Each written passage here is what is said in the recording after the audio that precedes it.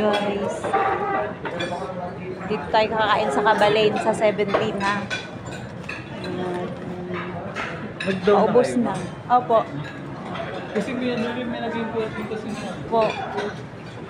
Ayan, lechon. Mga dessert guys. Dito tayo kakain sa 17. Ayan. Mili kayo.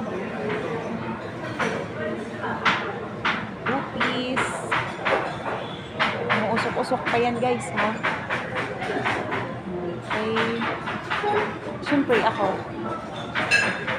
Tapos, ayan, mga matamis guys. Oh. Kaya i-ready nyo na yung mga tiyan nyo. Mabubusog kayo dito. Ayan. Yan ang mga dessert nila guys, mga matamis. Tapos, ito yung mga ulam.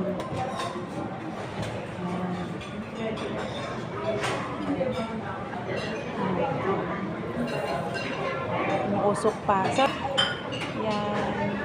Mga vegetable salad. Ayan, dyan kayo kakain. Ayan, lechon, kawali. Ayan, mga juice. Okay. Dito yan sa Kabalain guys. So, maraming kumakain dito. Ayan.